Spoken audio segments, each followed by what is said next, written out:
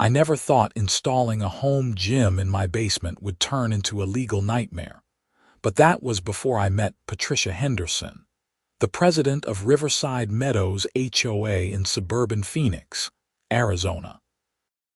The whole mess started on a Wednesday morning in early March when I found a formal complaint letter taped to my front door.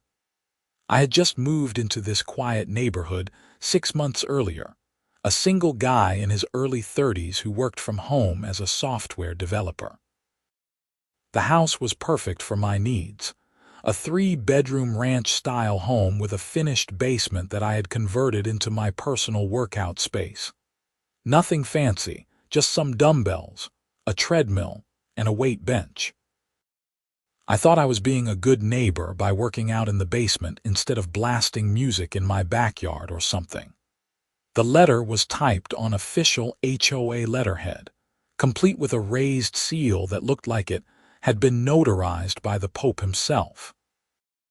It detailed 3 separate noise complaints filed against me for operating heavy machinery and creating excessive disturbances during quiet hours. According to the complaint, I had been generating noise levels exceeding 85 decibels on multiple occasions between the hours of 10 p.m. and 7 a.m. The letter threatened fines starting at $250 per violation. I read it 3 times, convinced there had been some mistake. I was usually in bed by 11 and rarely worked out before 8 in the morning. Heavy machinery. I had a treadmill that was probably quieter than most people's dishwashers. The whole thing seemed absurd, but the letter was very official looking, complete with timestamps, dates, and even a reference to specific sections of the HOA bylaws I had allegedly violated. My first instinct was to call the HOA office directly and clear up what had to be a misunderstanding. The phone rang 4 times before a woman with a nasal voice answered. I explained who I was and asked about the complaint. "Oh yes, Mr. Hendricks," she said, her tone immediately shifting from bored to irritated. "We have received multiple complaints about your property. The noise disturbances have been well documented." "Documented how?" I asked, trying to keep my voice level. "I work out in my basement and I am extremely careful about noise. I specifically bought quiet equipment for that reason." "The complaints speak for themselves," she replied curtly. "Patricia Henderson, our HOA president, has personally verified the measurements. You will need to appear at the next board meeting to address these violations." The board meeting was scheduled for the following Tuesday evening at the community center. I spent the weekend stewing over the whole situation, trying to figure out what could have possibly caused these complaints. My neighbors on both sides were friendly enough. To my left was an elderly couple, the Johnsons, who had welcomed me with a plate of cookies when I moved in. To my right was a young family with 2 small kids who were usually too busy wrangling toddlers to worry about anyone else. Across the street was another family and a couple of rental properties. I decided to do some investigating on my own. On Saturday morning, I knocked on the Johnsons' door. "Mrs. Johnson answered, a sweet woman in her 70s with silver hair and a warm smile. "Good morning, Greg," she said cheerfully. "What brings you by?" "I wanted to ask if you had noticed any noise coming from my house," I said, feeling somewhat awkward. "The HOA sent me a complaint about excessive noise, and I am trying to figure out what happened." Her eyebrows shot up in surprise. "Noise from your house? Honey, we barely know you are there. You are the quietest neighbor we have had in years. The family before you had teenage boys who revved motorcycles at all hours. Now that was noise." Her husband appeared behind her, nodding in agreement. "You work out in your basement sometimes, right? We can hear a faint thumping now and then during the day, but it is nothing bothersome." Certainly nothing at night. This confirmed what I already suspected. Whatever complaints the HOA had received, they were not based on reality. I thanked the Johnsons and headed over to talk to my neighbors on the right side. The wife, Amanda, was in the driveway loading her kids into a minivan. "Hey, Greg," she called out when she saw me approaching. "Everything okay?" I explained the situation to her as well. She looked genuinely confused. "We have never heard anything from your place," she said, wrestling a squirming toddler into a car seat. "Trust me, if there was noise, I would notice. I'm always trying to get these two to nap. You are actually one of the easier neighbors because it is so quiet over there." 2 for 2. Nobody had heard any excessive noise because there was no excessive noise. That meant the HOA complaints were either based on wrong information or, more troublingly, completely fabricated. I spent the rest of the weekend researching HOA laws in Arizona and noise ordinance regulations for Phoenix suburbs. What I discovered was both enlightening and concerning. HOAs in Arizona had significant power, but they also had to follow proper procedures. Any fines or violations had to be based on actual evidence, not just hearsay. More importantly, if an HOA was found to be acting in bad faith or harassing homeowners, they could face serious legal consequences. I also learned about decibel meters and how noise complaints were supposed to be properly documented. According to city ordinances, noise levels had to be measured from the property line, not from inside another person's home. 85 decibels was roughly equivalent to heavy traffic or a loud vacuum cleaner. My treadmill, according to the manufacturer specifications, topped out at around 60 decibels when running at full speed. Armed with this information, I showed up at the Tuesday board meeting 30 minutes early. The community center was a bland, rectangular building with fluorescent lighting and that distinctive smell of old coffee and industrial carpet cleaner. A few other residents were already there, scattered among the folding chairs that faced a long table at the front of the room. Patricia Henderson sat in the center chair, and I recognized her immediately from the neighborhood directory. She was probably in her late 40s, with blonde hair styled in that particular way that required weekly salon visits, and an expression that suggested she had been sucking on lemons. She wore a navy blue blazer over a white blouse, and several folders were stacked neatly in front of her. 2 other board members flanked her, a balding man in his 60s who looked like he would rather be anywhere else, and a younger woman who seemed to be taking notes on everything. Patricia spotted me as soon as I walked in. Her eyes narrowed, and she leaned over to whisper something to the woman beside her. They both looked at me, and I felt like I had just walked into a courtroom where the verdict had already been decided. The meeting started promptly at 7. Patricia called it to order with a sharp rap of her gavel, which seemed excessive for a homeowners association meeting. They went through the usual business first, approving minutes from the last meeting, discussing landscaping contracts for the common areas, debating the color of paint for the community mailbox stations. I sat through it all, my knee bouncing with nervous energy. Finally, Patricia cleared her throat and pulled out a folder. Next on the agenda, we have a noise violation issue regarding the property at 4782 Sagaro Lane. Mr. Hendricks, would you please come forward? I stood up and walked to the front, very aware of the dozen or so other residents watching me. Patricia gestured to a chair that had been placed facing the board, positioned like I was being interrogated. Mr. Hendricks, as outlined in the complaint letter you received, we have documented 3 separate instances of excessive noise violations originating from your property, Patricia began, her voice taking on an official tone. These violations occurred on February 10th, February 17th, and February 24th. In each instance, noise levels exceeded 85 decibels during designated quiet hours. Can I see the documentation? I asked, keeping my voice polite but firm. Patricia looked momentarily annoyed by the question but slid a paper across the table toward me.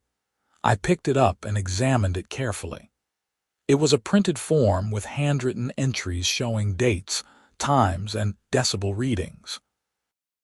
The readings ranged from 86 to 92 decibels, all allegedly measured between 11 p.m. and 1 a.m. "Who measured these readings?" I asked. "I did," Patricia said, lifting her chin slightly. "As HOA president, I take noise complaints very seriously. When I received reports from concerned neighbors, I personally went out with a decibel meter to verify the violations." "Which neighbors complained?" Patricia's expression hardened. "That information is confidential. We protect the privacy of residents who come forward with legitimate concerns." "But I have the right to know who is accusing me of something," I countered. "And I have spoken with my immediate neighbors. None of them have heard any excessive noise from my property." "Perhaps they were being polite," Patricia said dismissively. "The complaints came from other concerned residents in the area. The specific measurements speak for themselves." I looked down at the form again, studying the details. Something about it bothered me, but I could not quite put my finger on what it was. The handwriting was neat, almost too neat. The measurements were all conveniently just over the 85 decibel threshold. "Where exactly did you take these measurements?" I asked. According to Phoenix City Ordinance, noise measurements for residential complaints have to be taken from the property line, not from inside another home or from the street. Patricia's jaw tightened. "I am well aware of the proper procedures, Mr. Hendricks." "The measurements were taken appropriately." "Then you would not mind showing me the specific location on a map or diagram, and I would like to see the calibration certificate for the decibel meter you used. Those devices need to be properly calibrated to be accurate." The room had gone silent. The other board member, the balding man, shifted uncomfortably in his seat. Patricia's face had taken on a pinkish hue. "This is not a criminal trial, Mr. Hendricks," she said sharply. "This is an HOA board meeting. We have documented violations, and you are required to address them." "I am happy to address real violations," I said, my own frustration starting to show. "But I do not believe these measurements are accurate. I work out in my basement using equipment specifically designed to be quiet. I have never exercised during the hours you have listed. And none of my immediate neighbors have heard anything that could be considered excessive noise." "Are you calling me a liar?" Patricia's voice had risen, and her face was now definitely flushed. "I am saying that something does not add up," I replied carefully. "I would like to see more evidence before I accept these fines. I would also like the opportunity to have an independent noise assessment done to prove that my equipment does not produce the decibel levels you are claiming." Patricia stood up abruptly, her chair scraping against the floor. "The board has reviewed the evidence and found sufficient cause for these violations. You are being fined $250 per violation, for a total of $750. You have 30 days to pay, and you are hereby ordered to cease all activities that generate excessive noise during quiet hours. If you continue to violate HOA regulations, we will pursue further action, including potential legal proceedings." "I want to appeal this decision," I said firmly. "You can submit a written appeal within 14 days, Patricia snapped. "This matter is closed for tonight. Do you have anything else to add?" "Just that I will be conducting my own investigation," I said, standing up. "And I expect full transparency from this board regarding these complaints." I walked out of that meeting knowing two things for certain. First, Patricia Henderson had it out for me for some reason I did not yet understand. Second, those noise measurements were either completely fabricated or taken incorrectly. The question was how to prove it. Over the next few days, I became something of an amateur detective. I ordered my own professional-grade decibel meter online, the same model used by city inspectors for noise ordinance enforcement. It cost me $300, but I figured it was worth it if I could prove the HOA was making false claims. While I waited for it to arrive, I did some more digging into Patricia Henderson and the Riverside Meadows HOA. What I found was interesting. Patricia had been HOA president for 7 years, which seemed like an unusually long time for what was supposed to be a volunteer position. A search of public records showed that the HOA had been involved in several disputes with homeowners over the years, most of them involving fines for various violations. In at least 3 cases, homeowners had ended up selling their properties rather than continuing to fight with the HOA. I also discovered something else that raised red flags. The HOA management company had changed 18 months ago. The new company, Prestige Community Management, was partly owned by Patricia's husband, Michael Henderson. That seemed like a serious conflict of interest, and I wondered if the other homeowners knew about it. My decibel meter arrived on Friday. That evening, I set up a series of tests in my basement. I ran my treadmill at various speeds, dropped weights, and even played music at different volumes, all while measuring the sound levels. Then I went outside and took measurements from my property line, just as the city ordinance required. The results were exactly what I expected. Even with the treadmill running at maximum speed and me jogging on it, the sound level at my property line never exceeded 58 decibels. That was quieter than normal conversation. There was no possible way my workout equipment was generating the 90 decibel readings Patricia claimed to have measured. I documented everything with photos and video, making sure to show the timestamp on the decibel meter and the exact location where I was taking measurements. Then I went a step further. I contacted a company that specialized in noise assessments for legal disputes and scheduled them to come out the following week to conduct an official evaluation. In the meantime, I filed my written appeal with the HOA, laying out my evidence and demanding that they provide proof of their measurements, including the calibration certificate for their equipment and the exact locations where the readings were taken. I sent it via certified mail so there would be a record of them receiving it. The response came faster than I expected. 2 days later, I received another letter from the HOA, this time threatening immediate legal action if I did not pay the fines within 10 days. The letter also included an additional violation notice, claiming that I had committed another noise violation the previous night at 11:30 p.m. That was impossible because I had been at my friend's house in Scottsdale the previous night, watching a basketball game. I had not gotten home until almost 1 in the morning, and I certainly had not been working out. I had proof too, text messages and a receipt from the restaurant where we had dinner. This was getting absurd, but it was also getting clearer. Patricia Henderson was not just wrong about the noise violations. She was actively fabricating them. The question was why. I decided it was time to go on the offensive.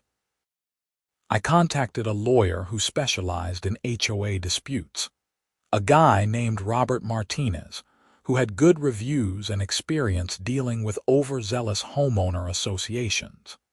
His office was in downtown Phoenix, in one of those sleek glass buildings that suggested he was successful at what he did. Robert was in his 40s, with sharp eyes and a no-nonsense attitude. I laid out the entire situation for him, showing him all the letters, my own measurements, and the timeline of events. He listened carefully, occasionally making notes on a legal pad. "This is either gross incompetence or intentional harassment," he said when I finished.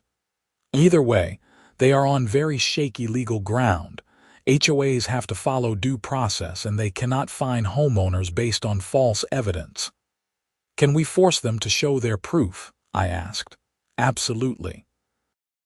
We will send them a legal demand for all documentation related to these complaints. They will have to provide the calibration certificates, the exact methodology they used for measurements, and any other evidence they have. If they cannot produce it, or if it shows their measurements were inaccurate, we can get these fines dismissed and potentially go after them for harassment. What about the conflict of interest with the management company? I asked. Robert's eyebrows rose. Tell me more about that. I explained what I had discovered about Patricia's husband being part owner of Prestige Community Management. Robert leaned back in his chair, a slight smile playing at the corners of his mouth. That is a big problem for them, he said. Arizona law requires HOA board members to disclose any financial conflicts of interest. If she pushed for the management company change without disclosing her husband's ownership stake, that is a breach of fiduciary duty. We might have grounds for a much bigger case here. We spent the next hour strategizing. Robert agreed to take my case and immediately drafted a comprehensive legal demand letter to the HOA. It requested all documentation related to the noise complaints, demanded disclosure of any financial relationships between board members and service providers, and put them on notice that further harassment would result in a lawsuit for damages. The letter went out the next day. I also decided to do something else. I started talking to my neighbors, not just the ones immediately adjacent to my property, but everyone on my street and the surrounding blocks. I wanted to know if anyone else had experienced problems with Patricia Henderson or the HOA. What I discovered was eye-opening. I was far from the first person to be targeted. A couple 3 houses down, the Ramirez family had been hit with violation notices for having the wrong color curtains visible from the street. Another neighbor had been fined for planting flowers that were not on the approved list, even though the list was not included in any of the HOA documents. An elderly man named Frank had been cited for having an oil spot on his driveway that he had actually cleaned up weeks before the citation was issued. The common thread in all these cases was Patricia Henderson. She seemed to have an endless capacity for finding violations, real or imagined. Several neighbors told me they had just paid the fines rather than fight because it seemed easier. One couple had even sold their home and moved out of the neighborhood specifically to get away from the HOA drama. I started documenting all of this, collecting statements from neighbors who were willing to talk. A picture was emerging of an HOA president who was using her position to bully and harass homeowners, possibly to generate fine revenue that was going to line her own pockets through the management company her husband owned. The noise assessment company came out the following Tuesday. They spent 3 hours conducting a thorough evaluation, measuring sound levels with my equipment running, checking for any potential sources of excessive noise, and documenting everything in excruciating detail. Their conclusion was unambiguous. There was no possible way my property was generating the noise levels claimed in the HOA complaints. The report they provided was 20 pages long, complete with technical specifications, measurement data, and professional certifications. It cost me $1,200, but it was worth every penny. I immediately sent a copy to Robert Martinez and kept another for my own records. Meanwhile, the HOA had gone radio silent. They had not responded to Robert's legal demand letter, which was required within 10 days under Arizona law. That silence spoke volumes. If they had legitimate evidence, they would have provided it. The fact that they were not responding suggested they knew they did not have a leg to stand on.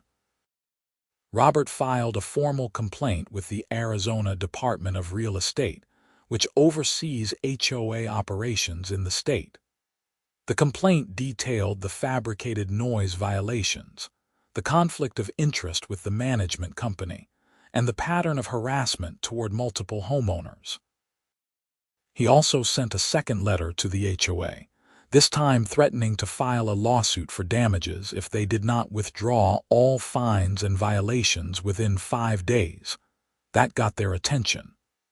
3 days later, I received a phone call from a lawyer representing the HOA. His name was Dennis Carver, and he sounded distinctly uncomfortable. "Mr. Hendricks, I have been retained by the Riverside Meadows HOA to address the current dispute," he began.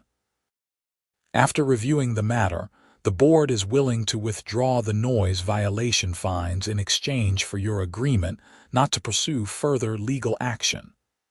"That is not good enough," I said flatly. "I want a full written apology acknowledging that the violations were baseless. I want reimbursement for all the costs I have incurred defending myself, including legal fees and the noise assessment. And I want the HOA to conduct an audit of all fines issued over the past 2 years to identify any other homeowners who might have been wrongly accused."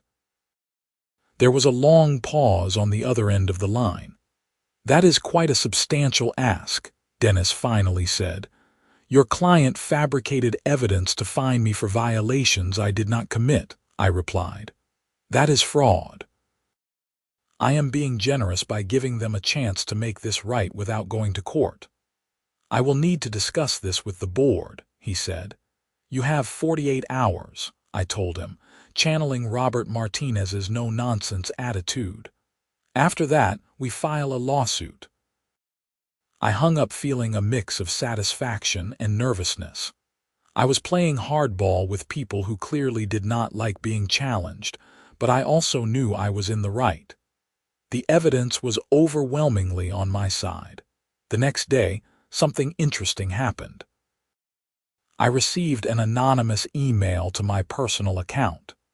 The sender had used a temporary email service, so there was no way to trace it, but the content was explosive. The email contained scanned copies of internal HOA documents, including financial records showing payments from the HOA to Prestige Community Management. The numbers were staggering. Over the past 18 months, the HOA had paid the management company over $400,000 in fees, which seemed absurdly high for a neighborhood of just 200 homes. The documents also showed that fine revenue had increased by 300% during the same period. There was more.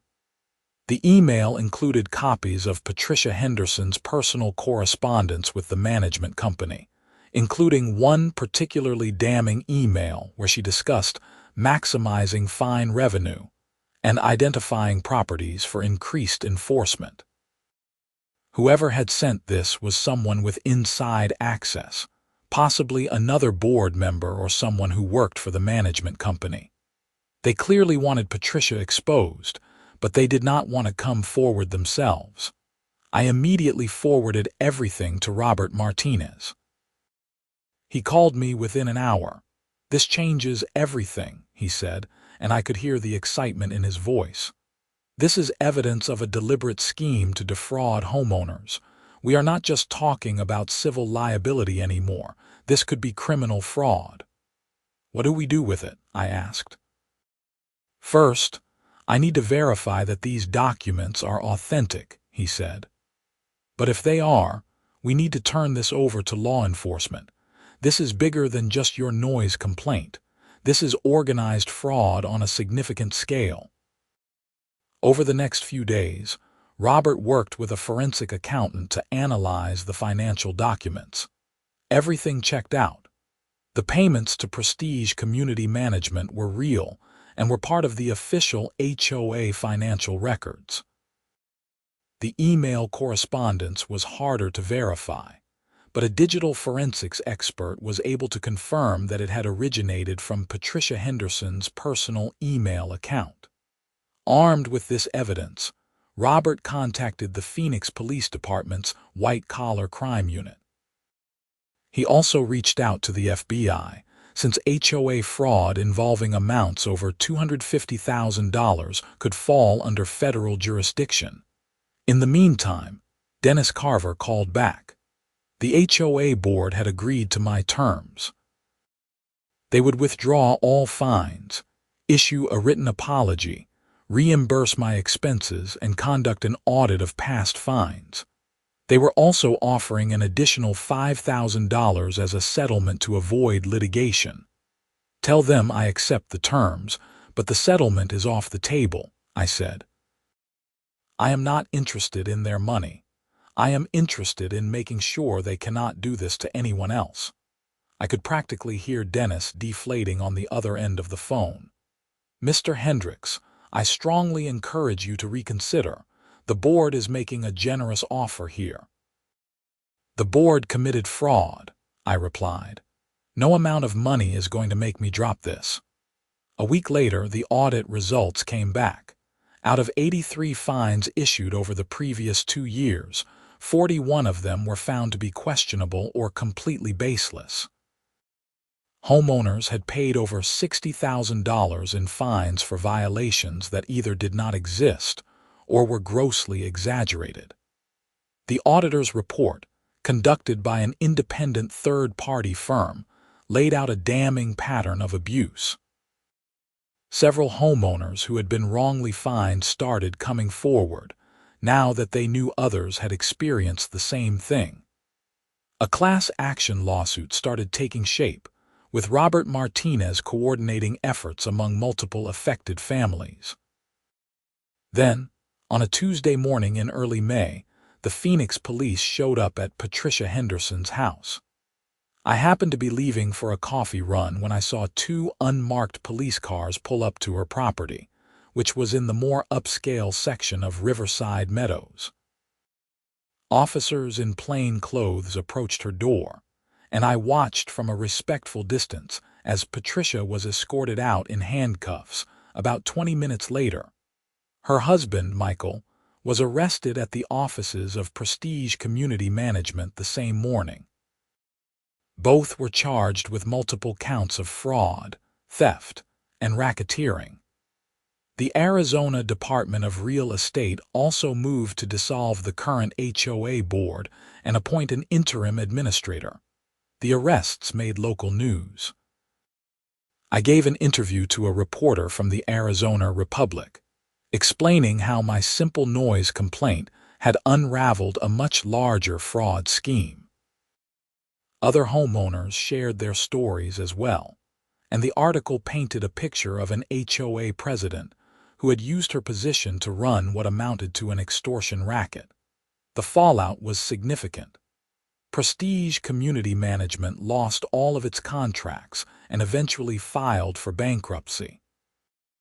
An emergency HOA election was held, and a completely new board was voted in, made up of neighbors who actually wanted to serve the community rather than exploit it. One of the new board members was Mrs. Johnson, my elderly neighbor who had been so kind when I first moved in. The audit expanded to include a full forensic investigation of HOA finances. It turned out that Patricia and Michael had embezzled over $200,000 directly from HOA funds, on top of the inflated management fees and fraudulent fines. The money had gone toward luxury vacations, a second home in Sedona, and a boat they kept at Lake Pleasant.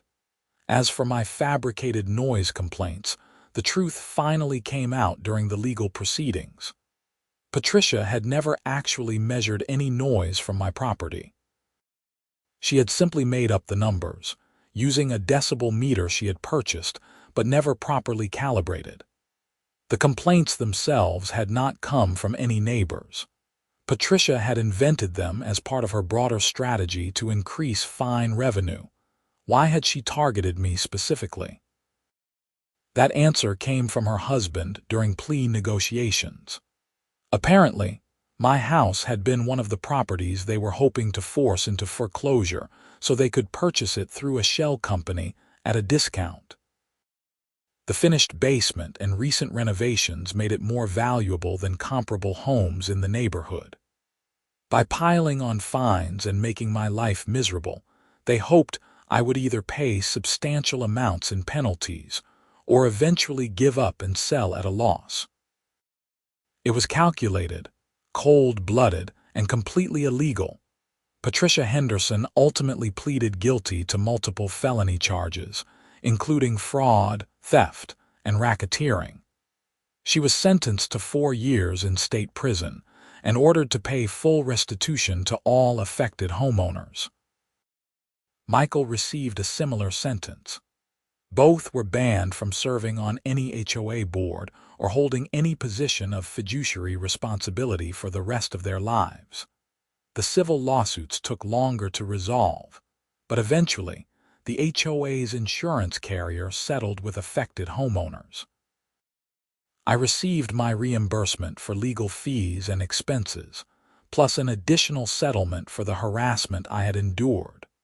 More importantly, the neighborhood got a fresh start with an HOA that actually functioned the way it was supposed to.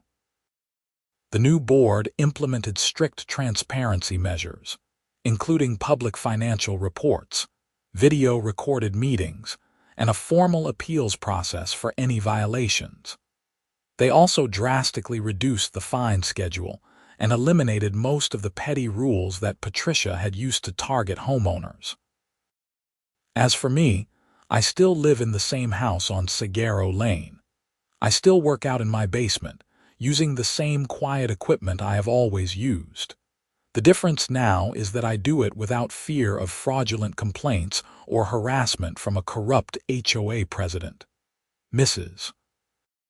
Johnson stops by occasionally with cookies, and we laugh about how her board meetings now are actually boring in a good way. They discuss landscaping and pool maintenance instead of manufactured violations and fine revenue.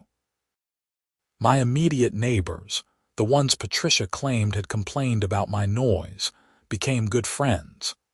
Amanda and her family invite me over for barbecues, and I help them out with babysitting when they need a break. The Johnsons have adopted me as a sort of honorary grandson, and I help them with yard work and technology questions. The whole experience taught me several important lessons. First, never assume that authority figures are acting in good faith. Patricia had all the trappings of legitimacy, the official letters, the board meetings, the formal processes, but it was all a facade covering corruption. Second, documentation is everything. If I had not taken the time to gather evidence, conduct my own measurements, and talk to neighbors, I might never have been able to prove the complaints were fabricated.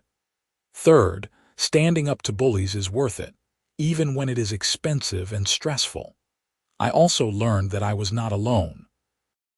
So many of my neighbors had been suffering in silence, paying unjust fines and enduring harassment because they thought they had no other choice. When someone finally challenged the system and exposed the corruption, it gave others the courage to come forward as well. The story got enough attention that I was invited to speak at a state legislative hearing about HOA reform. Arizona lawmakers were considering new regulations to increase transparency and accountability for homeowner associations, and my case became a prime example of why those reforms were necessary.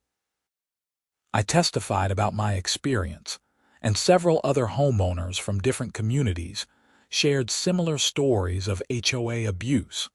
Some of the proposed reforms included mandatory independent audits of HOA finances, term limits for board members, and stronger conflict of interest rules.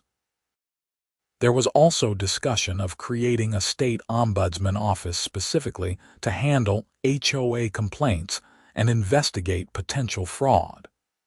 The legislation was still working its way through the process when I testified, but there seemed to be genuine momentum for change. Looking back on those few months in early 2026, it still seems surreal that a simple noise complaint spiraled into a criminal investigation and helped spark statewide reform efforts. If Patricia had just left me alone, if she had not gotten so greedy and reckless, she might have continued her scheme indefinitely. But she overplayed her hand, and that created the opening needed to expose everything. I sometimes wonder about the person who sent me that anonymous email with the incriminating documents. I never found out who it was, though I have my suspicions.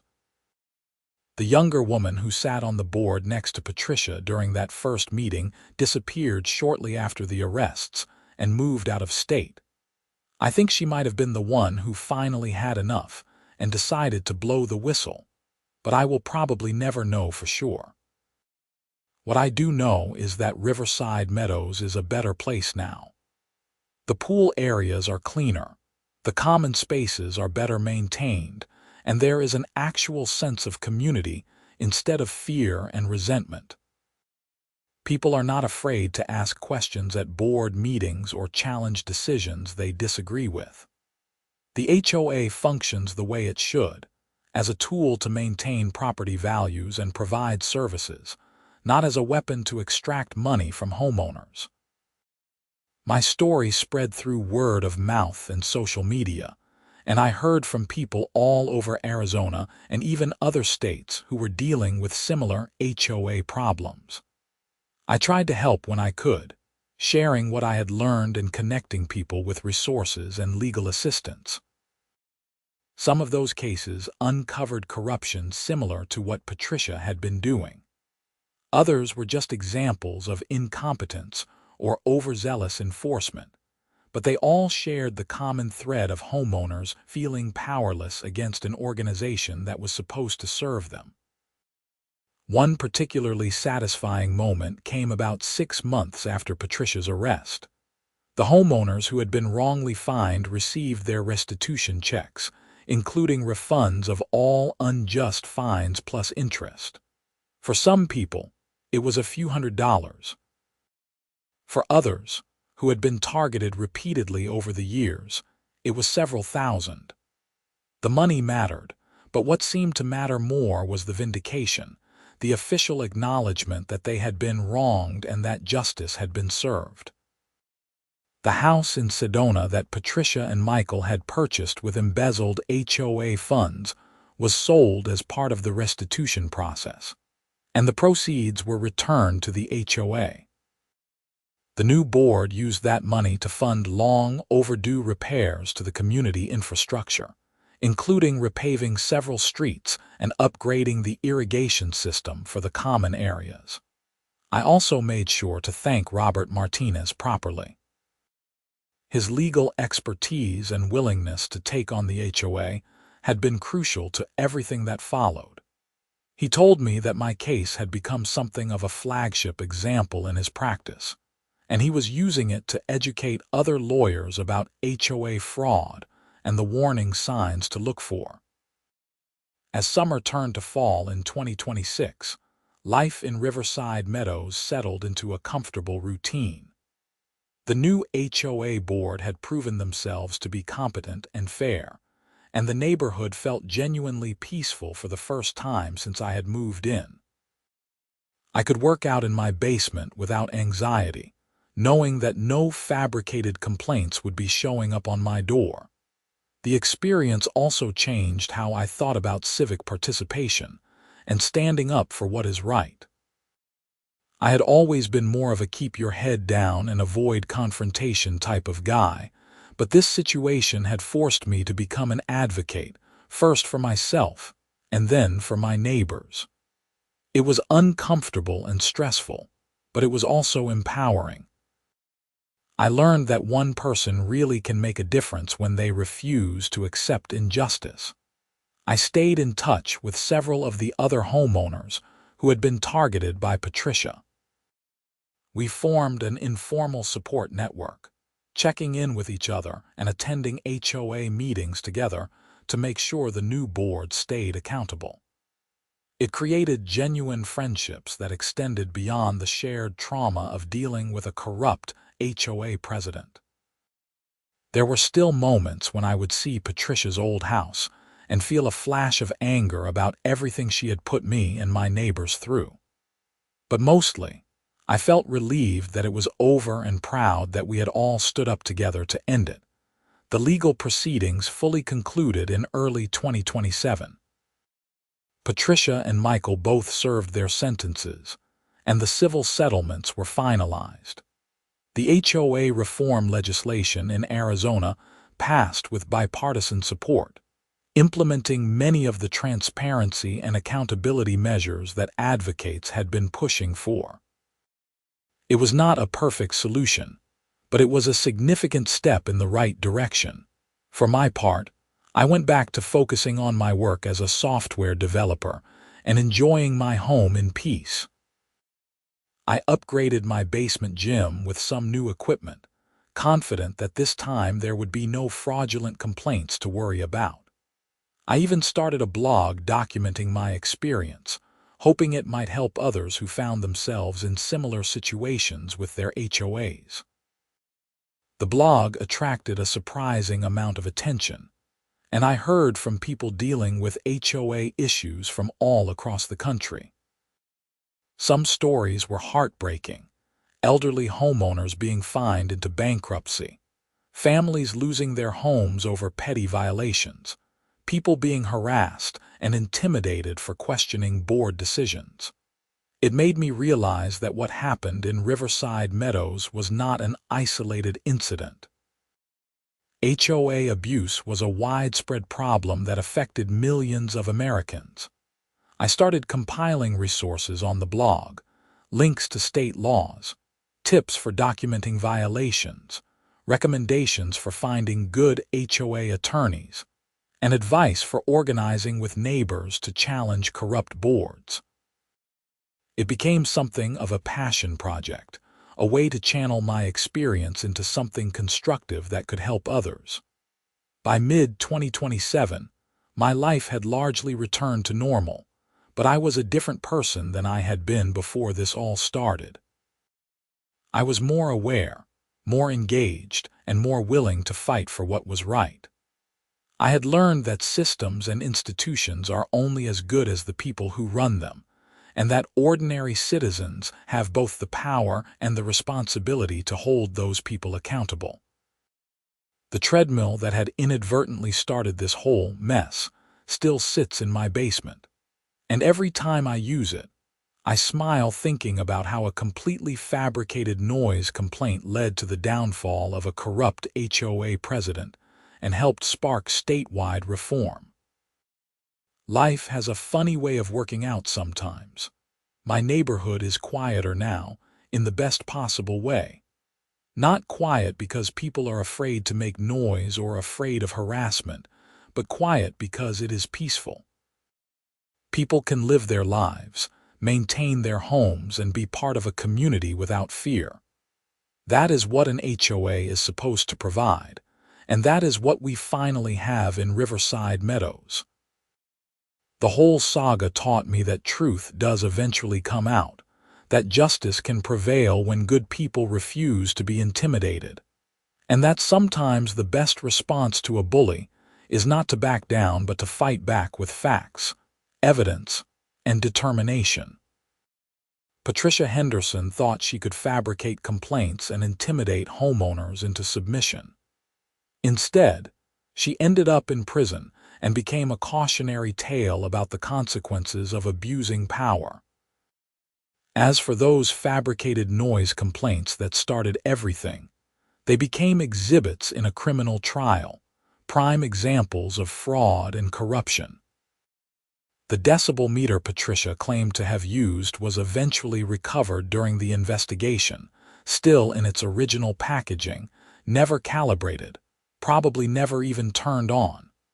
She had just made up the numbers, confident that no one would challenge her authority. But someone did challenge her. I challenged her, and my neighbors backed me up, and together we exposed a fraud that had been going on for years. It was not easy and it was not cheap, but it was absolutely worth it. Now, when I walk through the neighborhood and see kids playing in the street, couples working in their yards, and neighbors chatting over fences, I feel a sense of pride knowing that I played a small part in making this community what it should be. A place where people can live without fear of arbitrary enforcement and fabricated violations, where the HOA serves the homeowners instead of exploiting them.